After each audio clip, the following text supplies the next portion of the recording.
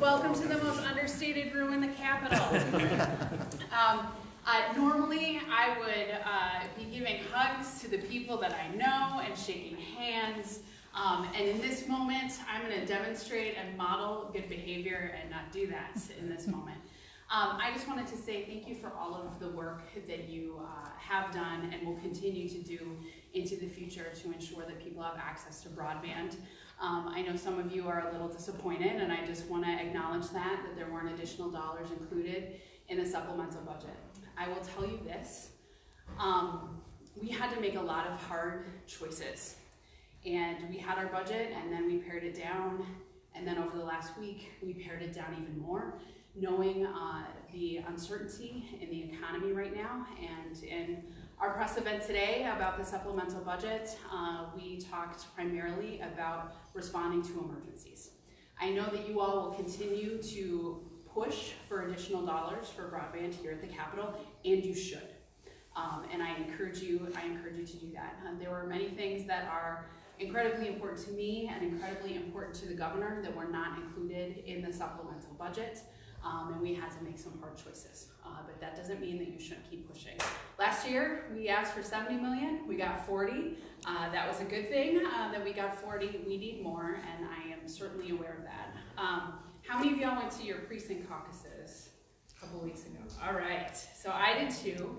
And it was fun to go to precinct caucuses and not have to go to several different locations when it's not an election year. I could just stay at St. Louis Park High School. And the reason that I'm telling you this story is because there was a resolution in my caucus to expand broadband across the state.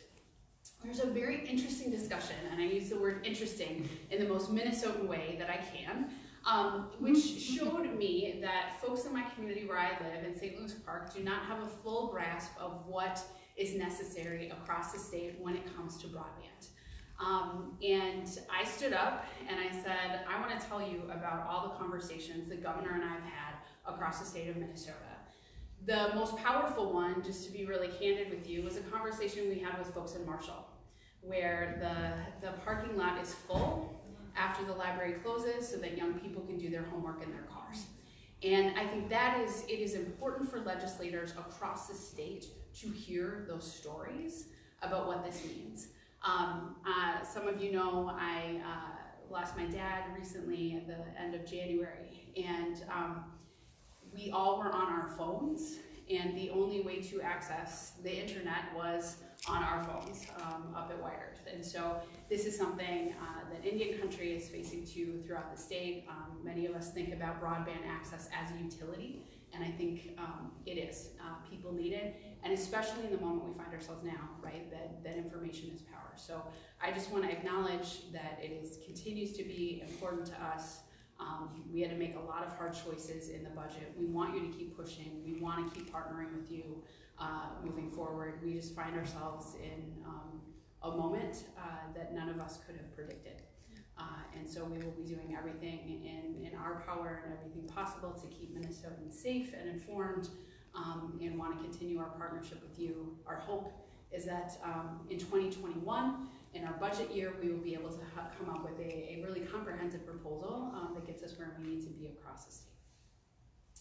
So I'm happy to answer questions, comments, or snide remarks at this time. Yes. Lieutenant Governor, thank you for meeting with us, first of all. In lieu of funding, maybe it's a good time to take a look at some of the reporting that we have regarding served, unserved, and underserved areas. We just heard about 2 hours ago that 93% of the state is served. Mm-hmm. And I can tell you, not in a geographical sense it isn't, because they use those census blocks, or they allow the incumbent providers to tell you whether or not they're served. And many times they'll say, well, we offer 25 and 3, but they deliver 10 and none. Mm-hmm. You know, so that's a real problem for us to be able to get grants in some of those areas. Absolutely. Yes. So not necessarily a question, but a comment to piggyback off of that, to add to the accountability. You know, when you're looking at the grant and the budget and everything else, the accountability for the incumbents. You know, do what you say you're going to do. Stop making people wait and hit those thresholds. You know, the people that are supposed to be getting 25.3 are maybe getting half. So if there's any way to make them accountable, that would be great. Okay, that's helpful. Any additional questions, comments? Yes, yeah. Again, thank you so much for meeting with us. Absolutely. It occurred to me this morning through our discussion that, in fact, this coronavirus approach we have is going to demand broadband everywhere so that our college students who are now sent home can access their classes, so elementary kids can do it, so people can get access to health care. I think broadband has got to be intimately tied to our response to these statewide and national emergencies. How are the kids going to get to school remotely without it? And some kids simply will not, right? And that's the reality. So right now, we are, today, this is one of the only things that I am doing that is not related directly to our response to COVID-19. You can expect more information from us tomorrow. We also will be we've been in conversation with the University of Minnesota, with Minnesota State, and also with our local private colleges and universities to have this very conversation about how they will be connected.